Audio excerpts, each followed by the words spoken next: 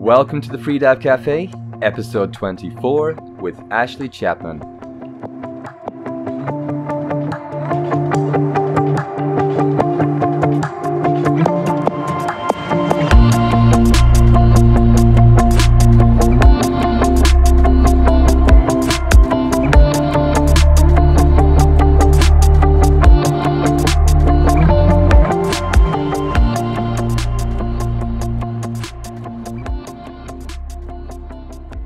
My name is Donnie, I'm the host of the Freedive Café. The Freedive Café is long-form interviews that get into the backstories, the training, the challenges, the passions, the fears, and personal philosophies of the world's freedivers. The website is freedivecafé.com. You can find Ashley's show notes there and all the other episodes and the blog. You can listen to the podcast through Apple Podcasts. On Android, I highly recommend the Stitcher app, and you can find it on a bunch of other apps too. Don't forget to subscribe to the podcast so you never miss an episode. So I'm here in Indonesia on the wonderful little island of Gili Trawangan. It's a little bit noisy here. You may hear the call to prayer going out in the background from the minarets. You might hear the horse carts on the street, but that's all good.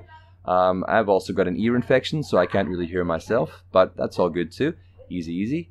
I'm preparing for my instructor course, so I'm training at Freedive Gili. Freedive Gili is basically one of the best freediving schools in the world. It's owned by multiple British record holder Michael Board.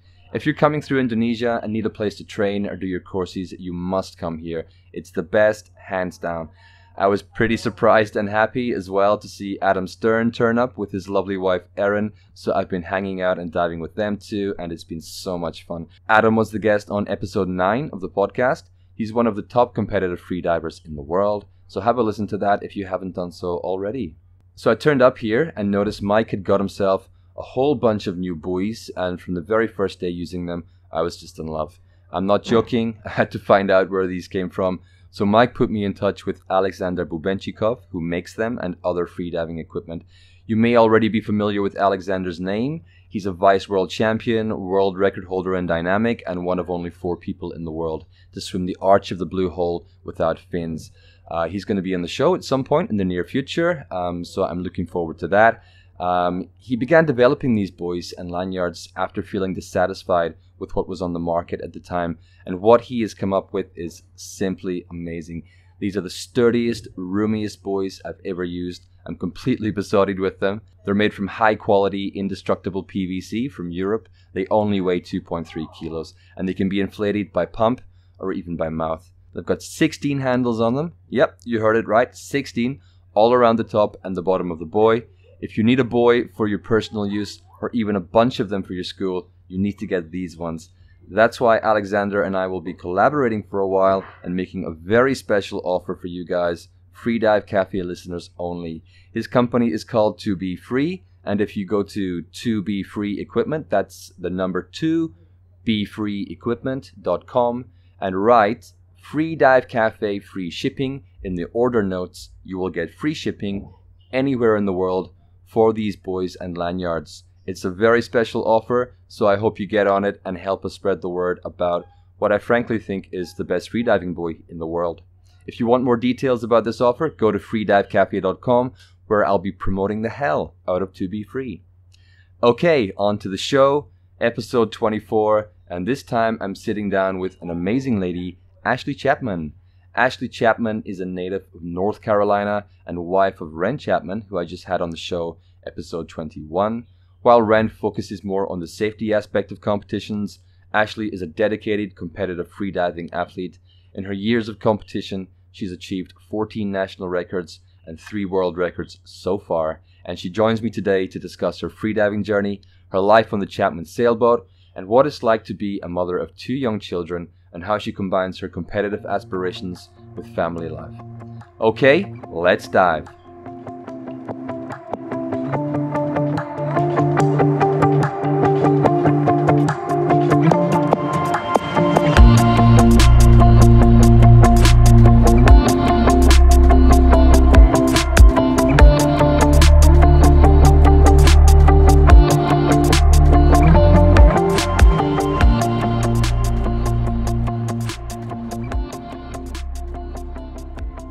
First of all, thank you again. Thank you so much for coming on the show.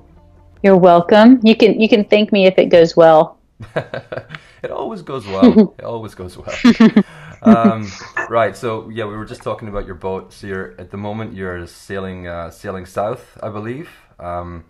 It's I didn't get a chance to talk about this with Ren when we spoke, but it's kind of like my dream to eventually have my own sailboat and live on the sea and get around that way and dive off the boat and that kind of stuff. So maybe you can tell us a little bit about like what journey you're on at the moment and a little bit about the boat and what it's like to live on the boat.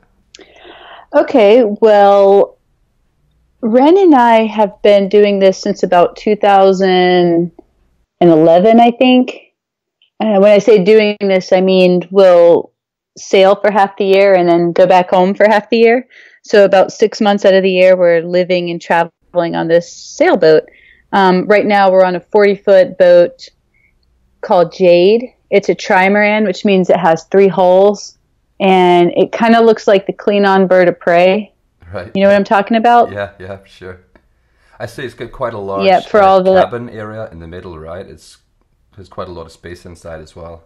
It's not like a catamaran. A catamaran has a lot of living space. This one's a little bit different. It has a good bit. There's a house built on top of the wing deck. This is getting a little bit technical. Let's just put it this way. The living space is smaller than a catamaran, but it's nice and stable, unlike a monohull. It has, 2 outside, they're called amas. They're like training wheels so that your boat's not heeling over all the time.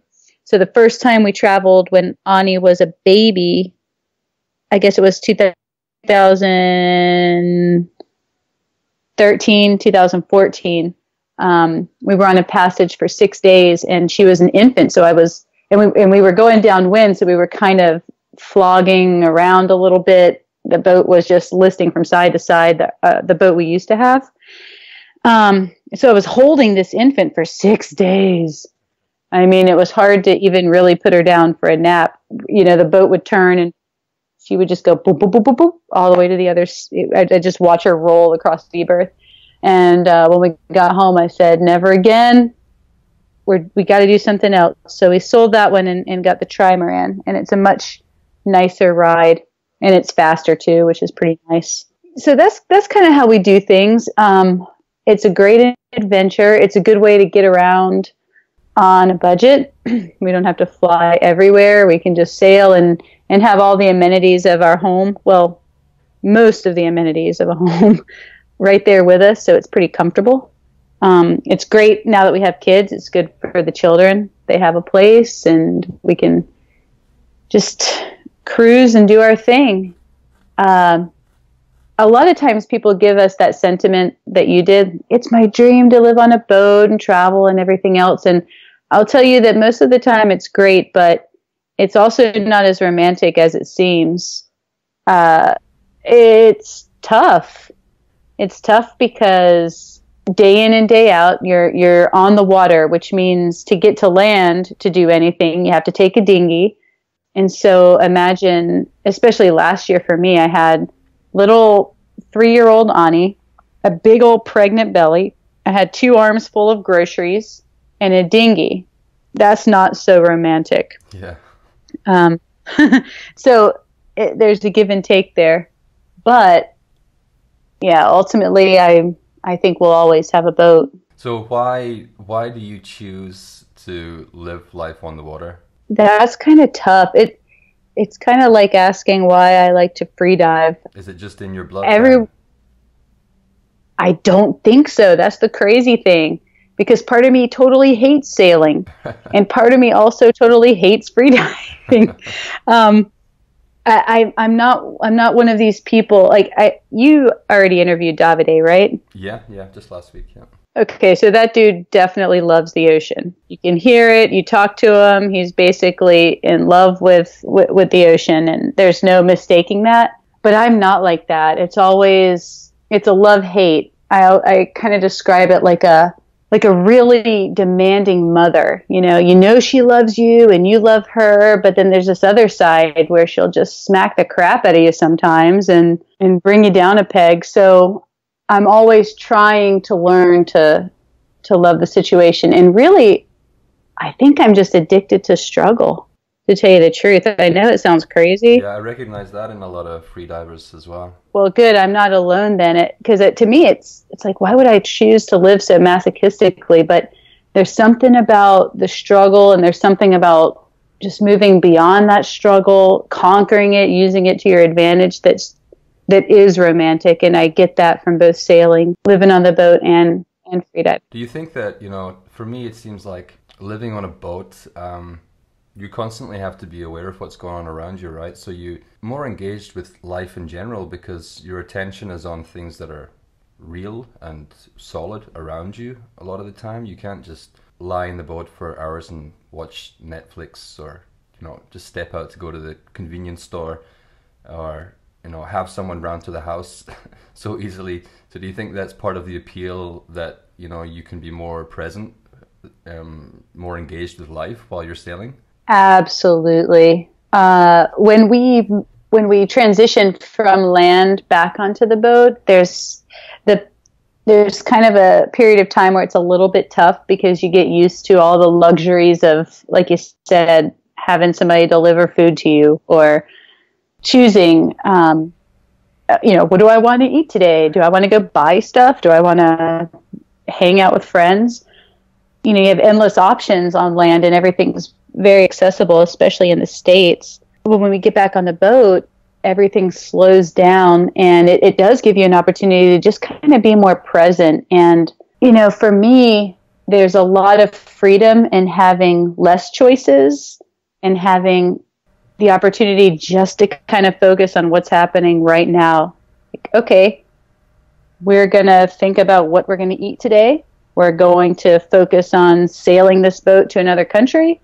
We already know what the moon phase is doing because we've been monitoring it, because it actually matters when we're sailing and doing those things. So yeah, being in touch and kind of bringing things back to their least common denominator is super refreshing. You have a newborn and you have a 4-year-old on the boat with you.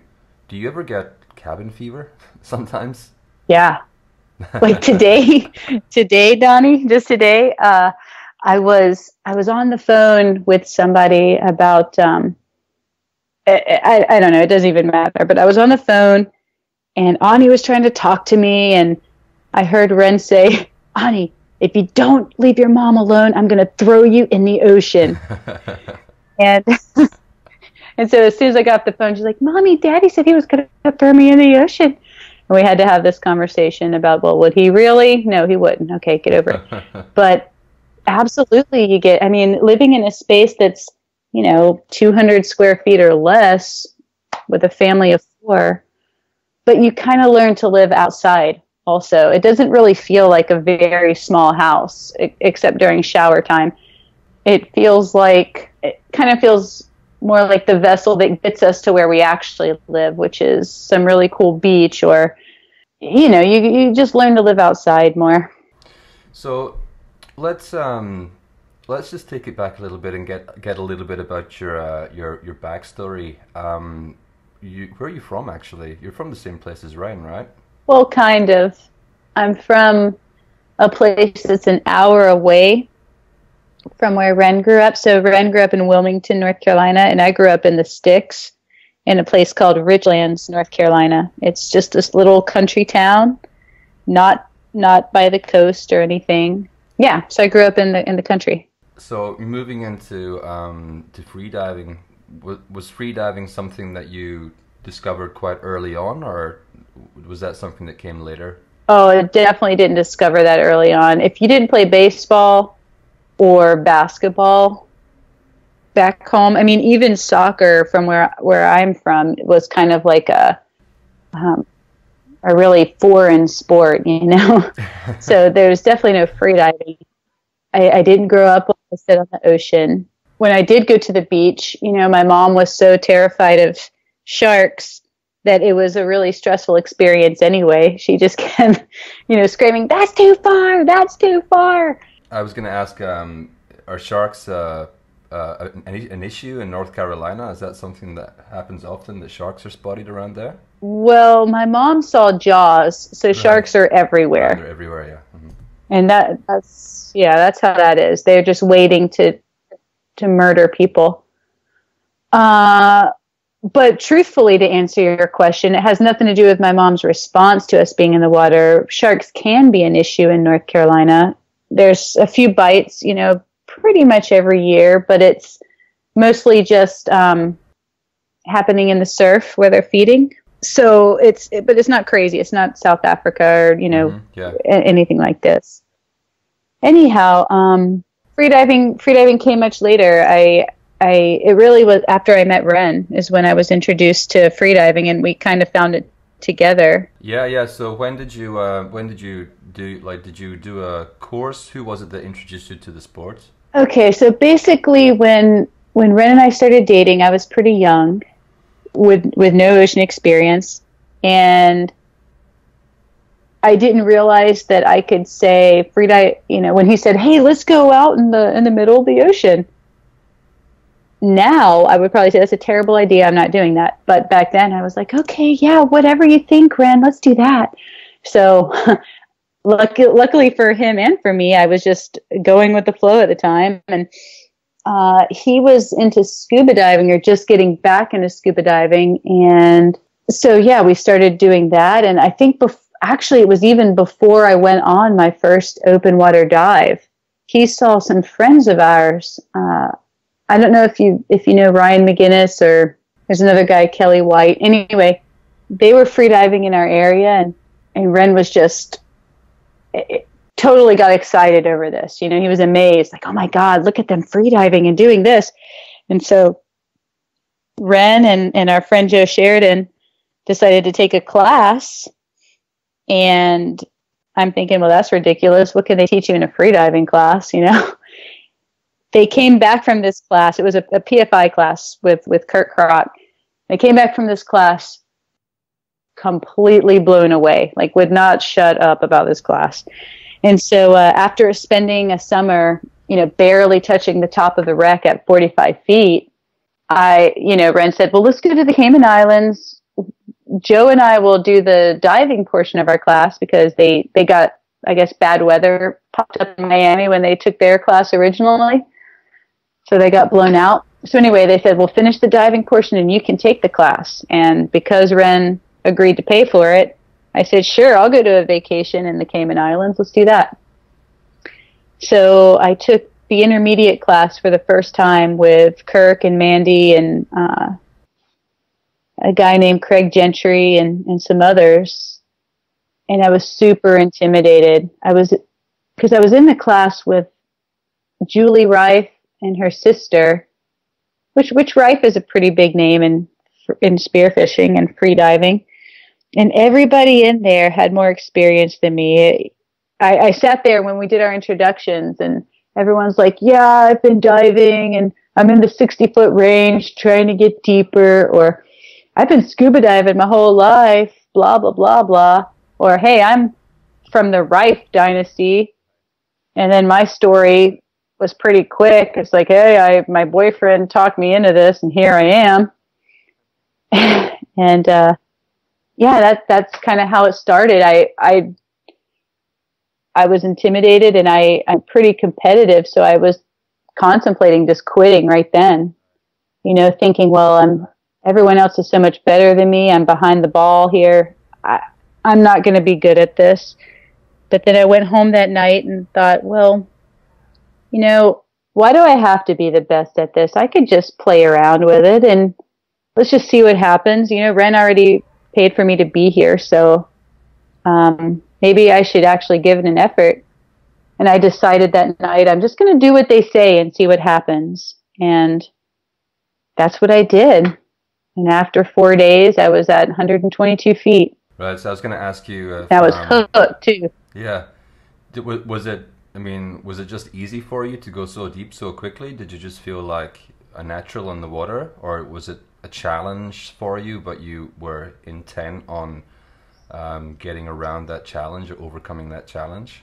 It was intimidating. You know, I was a little nervous out there, but honestly, I think the reason that in my freediving career in general I was able to get deep quickly was because I wasn't really afraid.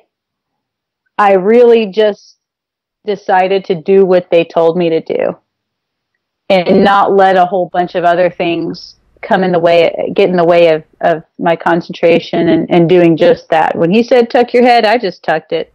When they said pull down or swim down to 80 feet, that's what I did. I didn't question it. And so that helped, just kind of going into it a little fearlessly. And I didn't have a lot of equalization problems in the beginning, so that helped too. And like I said, I'm a little competitive. The plate was there, and I decided where the plate is, that's where I'm going. How did competition come into the equation then? I gathered from Ren that it was quite not too long after that you did your first competition. Oh yeah, well in the class, one of the instructors, Craig Gentry, approached me and said, "Hey, you have some natural talent. You should think about competing for the U.S. team." And like I said, I was pretty young at the time, so he totally struck a chord with my ego, and my head blew up, and I was like, "Oh wow, I have natural talent." It wasn't until a little bit later I realized he just says that to everybody. Right. But it worked. It worked with me. Yeah. So I trained with Craig a little bit that summer, and I decided, or I raised a little bit of money and went to Egypt and dove as an alternate with the U.S. team that year.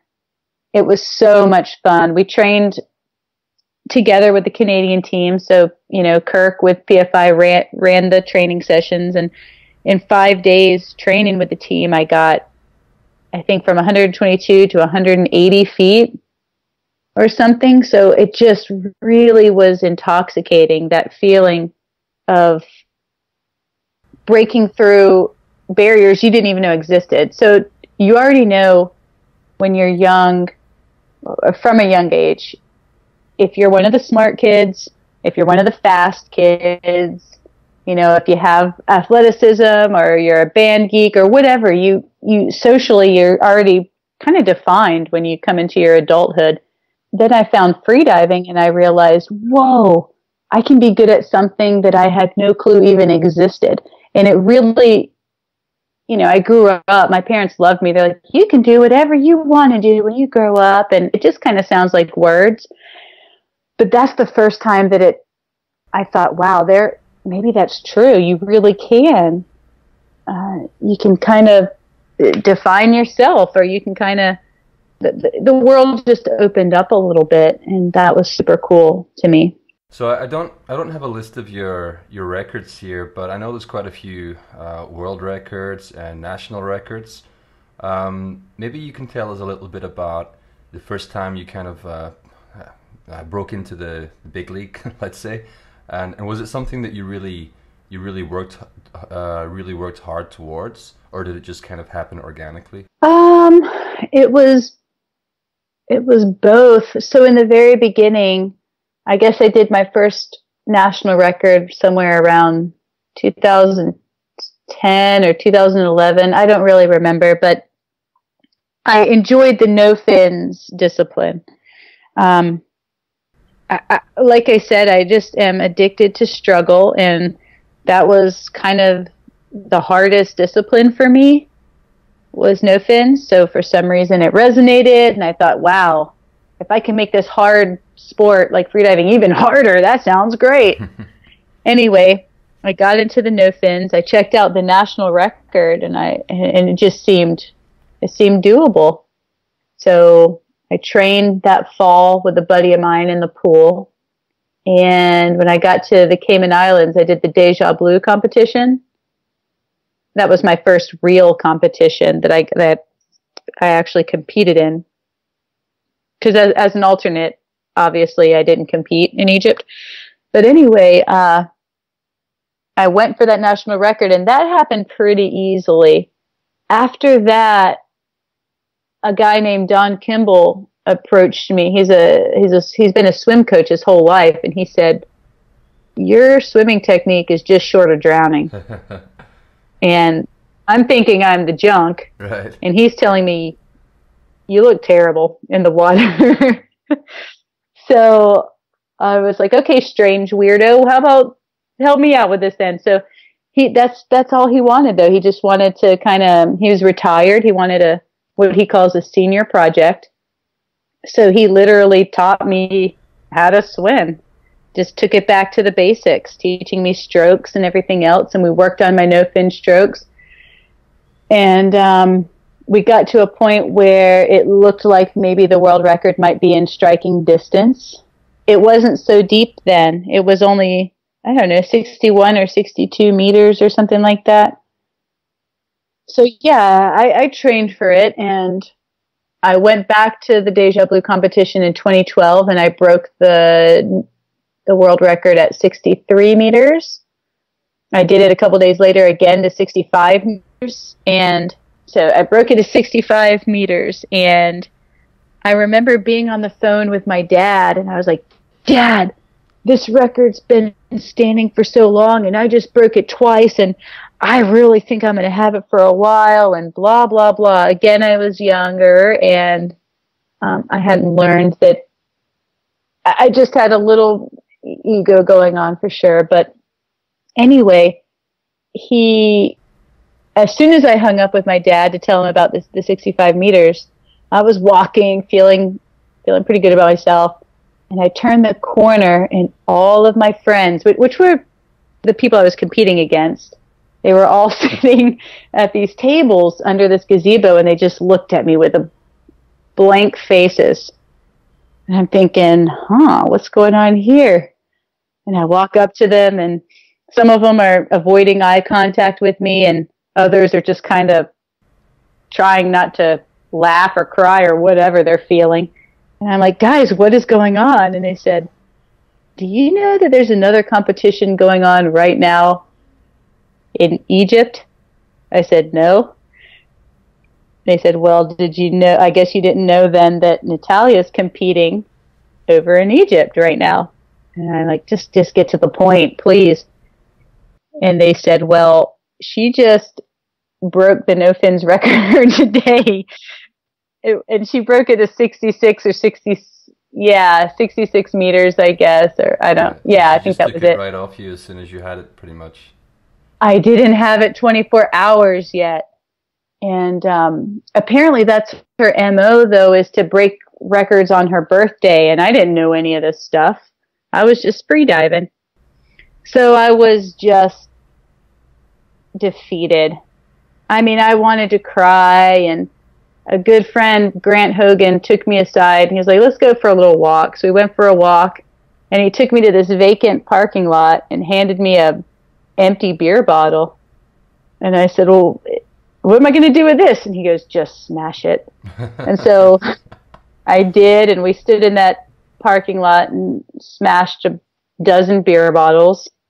And then we left him there for children to, step on and stuff. Irresponsibly. I didn't think about those things then. Anyway, it made me feel better, and I said, "Okay, what's happening now?" So we looked on the internet, and she announced 68 meters. And so what do you think I did, Donnie?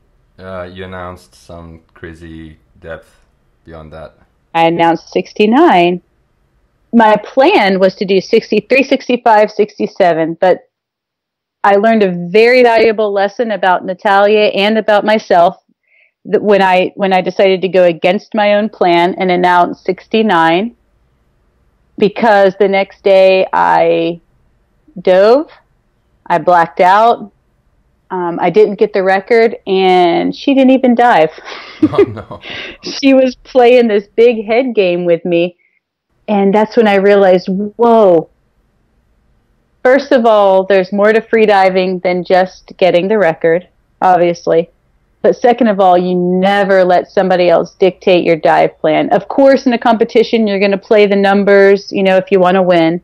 But I just let her take me for a ride, and she looked like the professional that she was, and I looked like the amateur that I was. But I went home and I trained, and we went to Vertical Blue that year, and I broke it again at 67 meters. So I did get it back eventually. You asked me also, did it come easily? I would say I definitely had to train for the records. I would also say that I don't feel like I've ever given freediving 100% of my attention. I don't know if that means I would be way better if I did. But I think I might just be a little too lazy to give it 100% of my attention. Right. Well, Anyway, go ahead. Yeah, so that kind of nicely leads us into the next question, which was like when you were actively training for competitions, what would the training look like? What would a typical week of training look like for you? It depends on what phase of training we're in and how close to the competition we are. So if we're really close, like if we're a month out from the competition, which I consider close, we're basically doing depth, 5 days a week in the beginning, and then tapering a little bit as I get deeper and deeper and deeper, depending on the discipline also. I find that I can do constant weight dives. They feel much easier on the body than no fins dives. I need more rest days with no fins. But because we sail on the boat, we could be someplace a month ahead of just do a bunch of depth training, which is really great. In the past, I would really, really focus on rest, which I think is important. And I would really focus on really structuring my workouts and all of that, so that I'm running and lifting and stuff like that anymore. I'm only diving. Basically, I don't have that luxury anymore with 2 children. Literally in the mornings, instead of having an hour to stretch and relax, get in the zone, I'm like nursing a baby, pulling him off, handing him to somebody else, fixing breakfast, doing all these things, and then flipping the switch on the boat ride out to the dive site. So it's a much different situation. And I've learned that if I can't be as physically or feel as physically prepared as I want, I have to make sure that I'm at least mentally prepared. And for me, that means feeling strong. So instead of just doing so much tapering and stuff, I'll still run a month out to my training, or I'll still do some workouts or anything that makes me feel like I'm doing something, like I'm prepared, like I'm strong enough. And that just gives me that little bit of mental edge that I need to push through. So when you say you'll do a workout, or what kind of complementary training did you do for your when you were preparing for a competition? Do you mean things like weightlifting or like high intensity training? What would you complement your diving with? Okay, I'll give you my top 4, which is what I focus on. I don't hit the gym so much or anything like that because I usually don't have one available. So these are the things I do. I make sure that I'm stretching regularly, doing my intercostal and diaphragm stretches, making sure that I'm doing those daily. Usually I'm not focused so much on dry land static tables. Instead, I like to do in water tables. I'll do, instead of just going for depth that day, I'll do a dive table in the water, not a static table, but an actual dive table. Right. Do you know what I mean by dive table? Yeah, for sure. Yeah, so you do maybe 20 meters with shorter rest periods in between each dive, that kind of thing. Exactly. I do those. I like to do, have you ever heard of the 7-minute workout? I haven't. Please elucidate. This is something that I had started doing in Roatan one year with a girl named Carrie Hollowell. But it's a 7-minute workout. Actually, my swim coach, Don Kimball, sent it to me before. But it's 12 workouts. And the way that it's designed is you do each workout for 30 seconds with a 10-second break in between. The way that Carrie and I did it was... You mean like movement, like 12 specific movements? Like, exactly. Like one workout would be squats, one would be push-ups, one would be wall sit, one would be high knees, one would be lunges, planks, these kinds of things, jumping jacks. So if you Google 7-minute workout, a bunch of stuff comes up. You can see what they are. But anyhow, we decided to do each one for a whole minute, except we would do 30 seconds breath hold, 30 seconds breathing. So for instance, we start the clock, we do jumping jacks, 30 seconds breath hold, and then breathing for 30 seconds, 10-second break. Then we switch to the next exercise. And I really like that. I like the idea of incorporating the breath hold. I like the idea of moving a lot the whole time for, lactic acid tolerance and stuff like that. The other workout that I would do is, besides just jogging, or if I did jog, I would turn it into an interval jog. So interval swimming or interval jogging, where you start out with maybe a 5-minute moderate pace, swimming or jogging, like I said, and then you would sprint for a minute and then take the intensity back down for 2 minutes and then sprint again for a minute, take the intensity back down for 2 minutes, do maybe 4 or 6 rounds of that, finish off with a 5-minute cool down. And that's basically it. That's nice, though. That's a list. People love lists, I love lists. Yeah, it's good.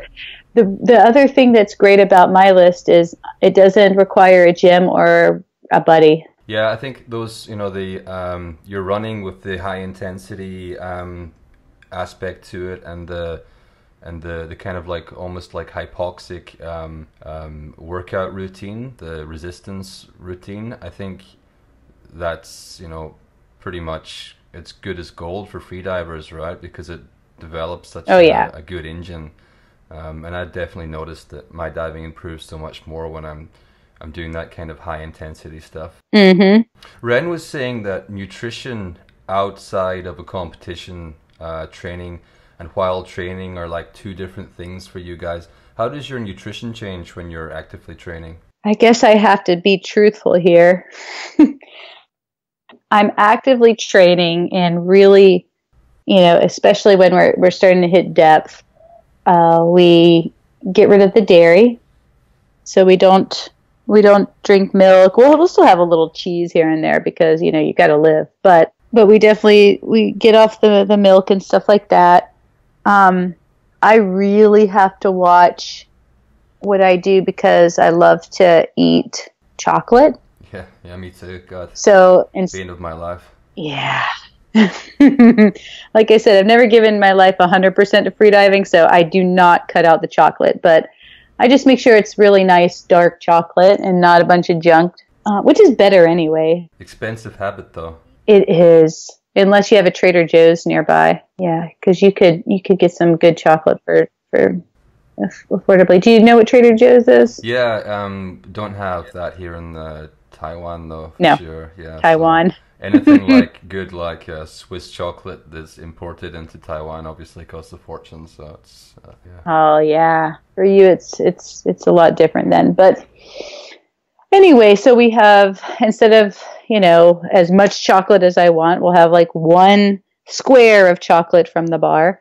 But honestly, other than eating mostly vegetarian, that just makes my body feel better. It's how I operate. I like protein in the form of boiled eggs and fish. Otherwise, it weighs me down a little bit. But definitely we eat a lot of eggs and definitely fish, especially when it's readily available. Otherwise, what I've started to learn is when I eat becomes very important during training and especially during competition. So when I was doing my records before, I would eat one of my regular breakfasts in the morning. I would just wake up extra early so that I would, be mostly digested before I dove. And that meant eggs, spinach, some fruit, stuff like that. And then last year, no, was it last year? Yeah, it was last year, I think. No, because I was pregnant last year. The year before that, in Roatan, I stopped eating a big breakfast or a bigger breakfast in the morning, and just tried what I saw other divers doing, which is eating some oatmeal or a little shake or something like that. And I kept failing dives, like I was blacking out. And also one night I ate this huge chicken dinner the night before I did a 69-meter no fins dive. And finally my buddy Miguel said, "You're eating too much. Stop eating so much the night before." And I was like, oh gosh, you're probably right. And then I realized for my body, I got to just get up early and eat that real breakfast. The oatmeal's not cutting it. It's just not quite enough energy for me. So that's been a learning process too. There's a learning curve to that, when to eat. Otherwise, that's about it. So I know you returned to competition after the birth of Annie. What was it like training with Annie on the sidelines? And obviously you had to, but what kind of sacrifices did you have to make to keep your training on track, but as a mother at the same time? It's way different. I mean, I'm so jealous sometimes looking at my other competitors. They're just kind of floating around in their little Zen world all the time, taking naps. What's a nap? I mean, just really, it's a huge advantage not to have children on one hand, because you have all that time just for yourself. On the other hand, I love it. Well, of course I love my children, but I love diving with the children because remember I said I like to struggle? Well, for me, it brings that other cliche, what doesn't kill you only makes you stronger. It brings that to life and brings truth to that, because it is very true. The children make me stronger. And it also keeps things in perspective. It reminds me that freediving is just a game. It's a game for grown-ups. Right. That's all it is. Just play. It's not life. Sure. It doesn't. Kids. It's playtime. Exactly. It doesn't define me. In the big scheme of things, it's absolutely nothing except fun. If you can keep it fun. And I see that being a problem for a lot of divers too. It's just, you can look at them and tell it's not really fun. So the thing about having kids out there is that that's the number one priority. And then that, in a lot of ways, that's the hardest thing I'm going to do all day. The free dive after that is cake. That's my escape time. That's my me time, my play time. And putting it in that perspective and having that be an actual reality makes the dives much easier in a lot of ways. It really does, because like I said, I've already done the hardest thing I'm going to do that day, which is managing a child or now 2 children. So what's a free dive after that? And I'll tell you something else. After you give birth to a kid, it really changes your perspective on pain management. So freediving, like Ren is so cute. During some of our classes, he'd be like, "Oh yeah, and then the static, it's going to be a little painful." And I just say, "You mean uncomfortable? It's not pain. That's not real pain. Come on." So it really does make you stronger. When you've been pregnant with the kids, did you or do you still continue to free dive? And were there, at what point would you stop diving, and were there limits to how deep you would dive? Well, in the very beginning of both my pregnancies, I had to limit myself because the baby doesn't really feel very real, except the nausea. You get nauseous. So you know that something's going on in your body, but there's no bump, there's no kicking, there's no movement. But hypoxia has got to be bad for the fetus. So I would always limit my dives to what I had to do for a freediving class, which is, that 40-meter range. And as you get bigger and as your wetsuit feels tighter and as you just get more annoyed in general with life because the pregnancy is getting intense, you start backing off the depths. And for me, I didn't have to monitor myself. My body was telling me, my body would say, girl, what are you doing out here on this boat that's pitching around and you can't even bend over and put your fins on? The dives weren't comfortable anymore. And when the dives stopped being comfortable, I shallowed up. And when those dives stopped being comfortable, I shallowed up. The baby starts pushing against your ribs and lungs and everything. You can't take a deep breath. There's no like, oh, should I dive to 100 feet today? No, because you can't. It doesn't feel good anymore. But I dove, I guess, all the way to about 7 months with both of the children.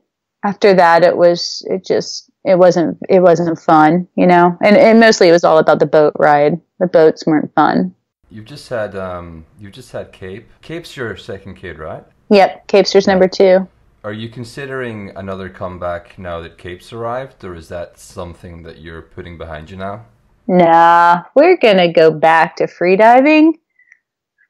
I'll do Caribbean Cup this year, and I don't expect to be where I want to be, but that's okay. With Ani, I guess I was between 5 and 10 meters off of my PB dives that first year that I had her. I'm expecting about the same thing with Cape, even though those PB dives are deeper now than they were with Ani, but it'll come back easier. But then next year, depending on how this year goes, we'll start hitting it hard again and start hopefully at least doing some more national records at the very least. Nice. Yeah, I'm excited to see how it goes for you. And yeah, I think it's awesome, you know, that you have this real family, and then you can dive back into freediving like that. Has having children, has it changed your outlook on freediving? Do you hope that they also become divers? It has changed my outlook on freediving, and I definitely hope they become divers because that's what Ren and I like to do. Part of what we like to do. Ani's already embracing it, which is amazing to watch. I enjoy a day out with her more than any competition dive I've ever done. I mean, it's so much fun to just watch her flipping around with her little fins and her little wetsuit, and there's nothing really much better. And I don't think Cape has much of a choice either. As far as competitive diving, I could care less if they ever get into competitive diving, just like I could care less if they ever get into, you know, synchronized swimming or basketball. Whatever they want to do, that's what we're going to do too. We're going to let them make some of their own decisions about what they like to do in life. As far as it changing my perspective, absolutely. It gives me, maybe even for the first time, real perspective. That's what it does. Maybe it doesn't change my perspective, but it gives me perspective. It puts things in proper order.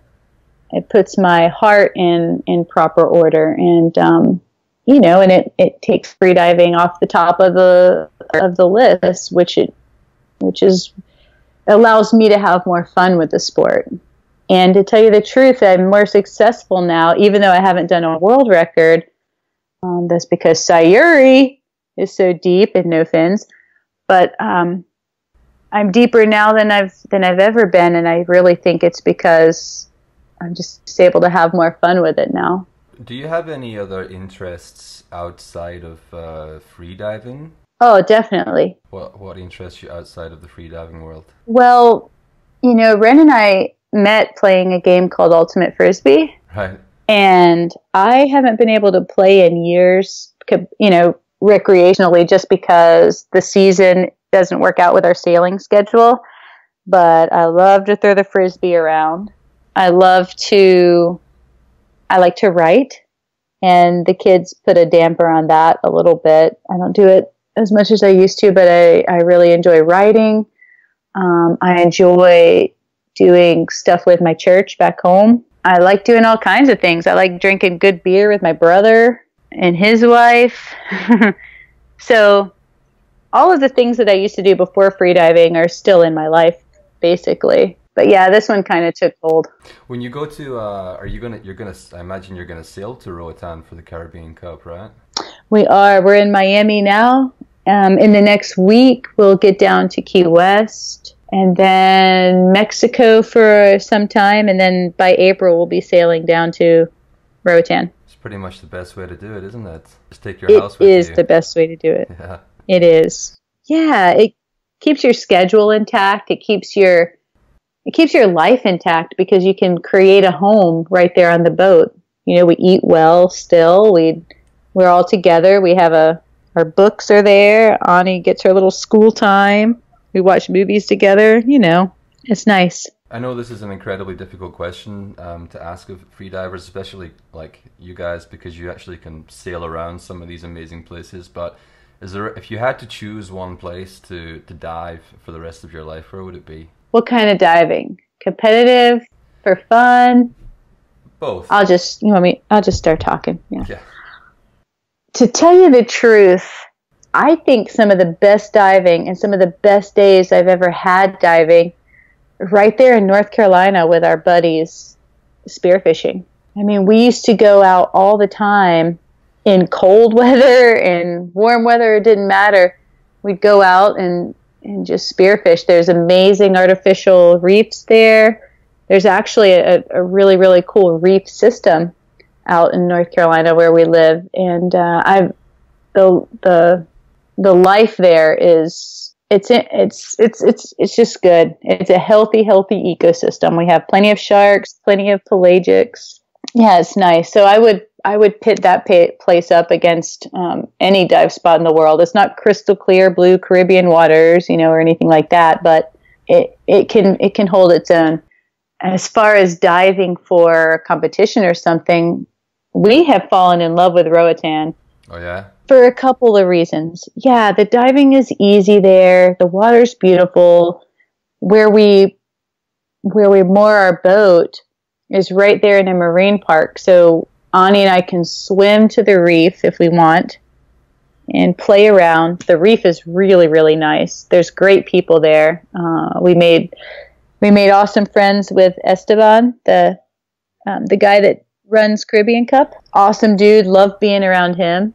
And a bunch of other people really there. There's a good church there that we like. It's become kind of like a second home. So that would be my other spot in the world. I hope to get there myself one day. I think it's going to be a few years, but one day. Get you a boat. Yeah. And sail on over. Working on it.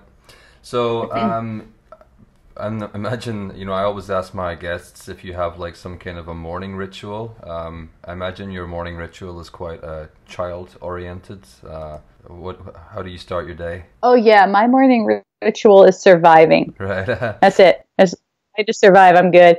Actually, it's kind of funny you asked because, you know, Cape is changing every day since he's so young. He's only 4 months. And so we're in a place now where I told Ren, hey, we need a morning schedule because I'm drowning here. So basically what happens is we get up and Cape is kind of in play mode in the morning. So Ani and Cape and Ren will play for a little bit. And if the weather's nice and stuff, and we're somewhere where I can get off the boat, I can get off the boat and go run or go just exercise for a minute. Then I come back. I nurse Cape. We have breakfast together. Cape goes down for a nap, and then Ani and I do school. After school, allowed to watch something or play a game on the computer. Cape wakes up.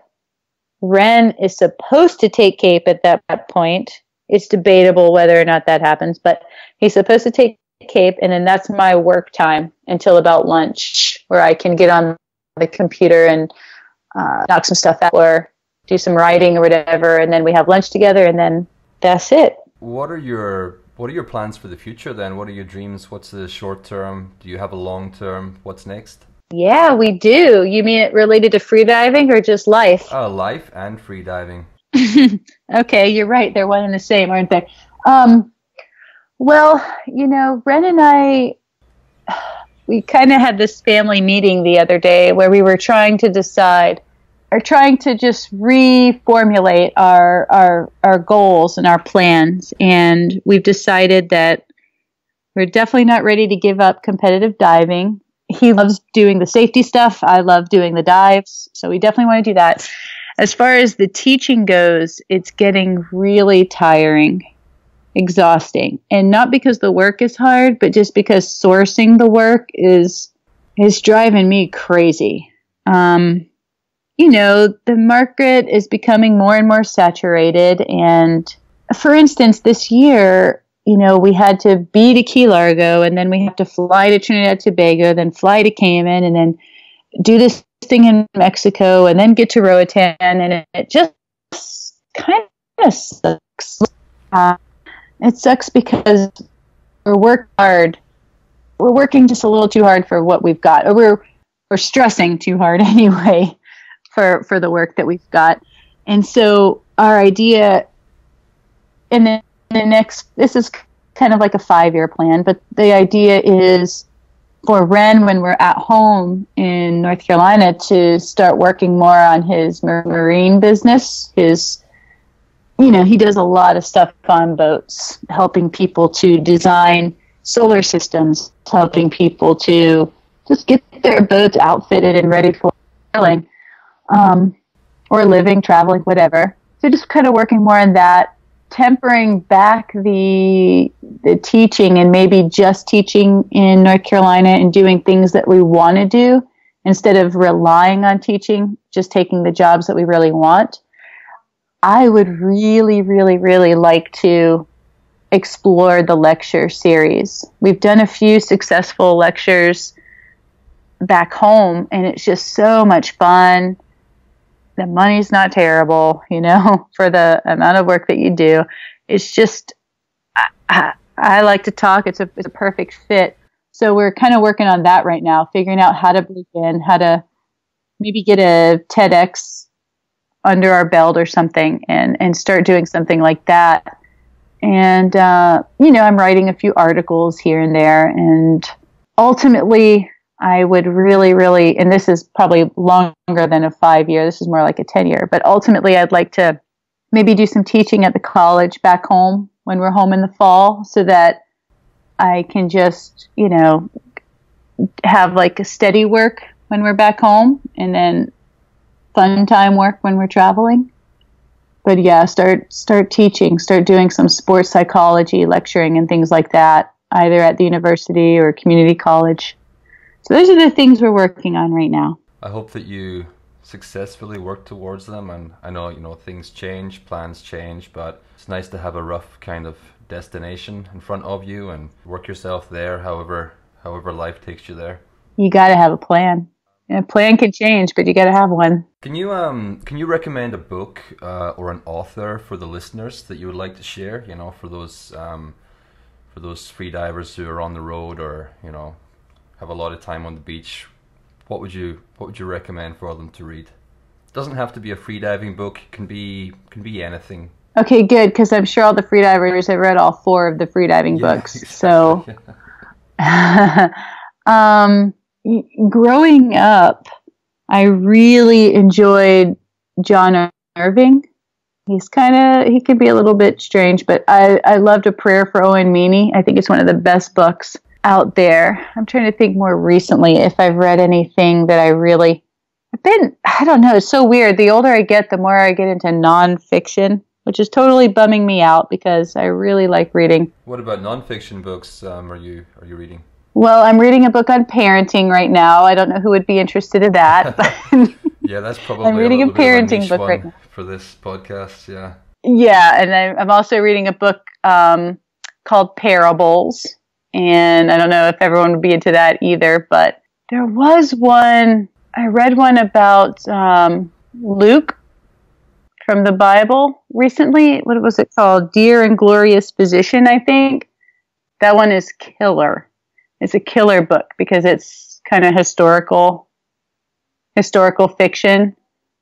It rides the line, fiction and nonfiction. It's really good. But if they just want escapist literature, John Irving's the way to go. Well, thanks for the suggestions. I'll put them in the in the show notes. Never had parenting mentioned or something Christian oriented, so it's good to have something fresh. That's freedivers for you. How can people get in touch with you or find you if they're interested in connecting or maybe taking your courses and that kind of thing? To get in touch with us, you can definitely check out our website. We're called evolvefreediving.com.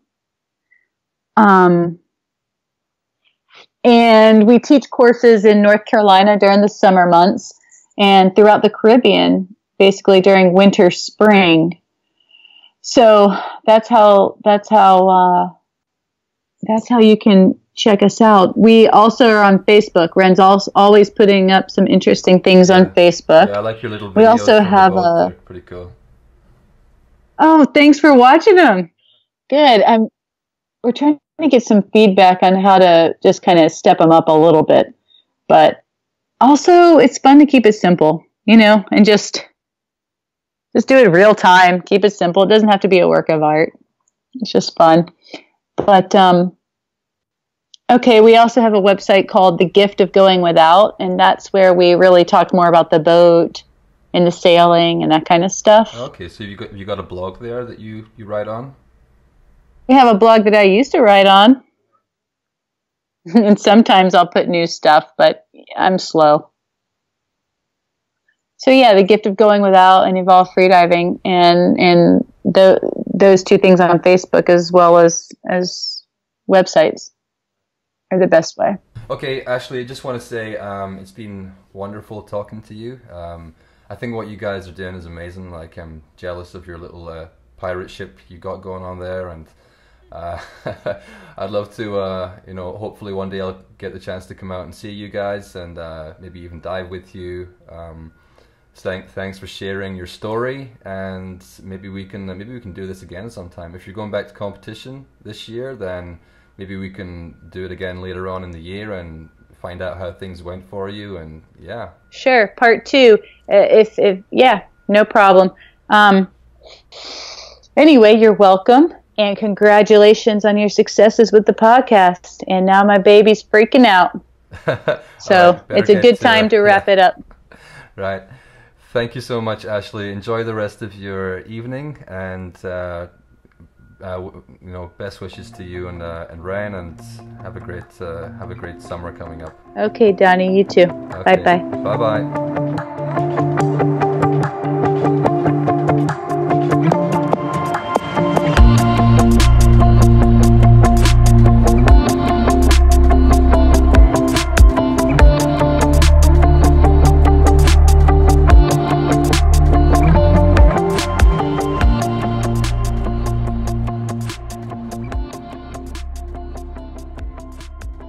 That was Ashley Chapman. The interviews I did with Ren and Ashley were 2 of my favorites so far. I hope you enjoyed listening to them as much as I enjoyed producing them. Please, if you value the Freedive Café podcast and have a few spare dollars lying around at the end of the month, consider becoming a patron of the show. You can join many others who support the show each month by going to patreon.com/freedivecafe and signing up there. The podcast wouldn't exist without the support I receive through Patreon. It takes me a lot of time to make each episode, and signing up for Patreon is the best way to show me your appreciation and keep me motivated to keep episodes coming out regularly. Once again, thank you for all the kind messages I receive and all the support. It really makes my day. I can't thank you all enough. You can add me on Facebook, where I am Donny Mac, DonnyMac. Follow me on Instagram, where I am Donny McFar. It's Donny MCFAR. And otherwise, if you have any questions or suggestions, you can also contact me through the website. Until we meet again, dive safe.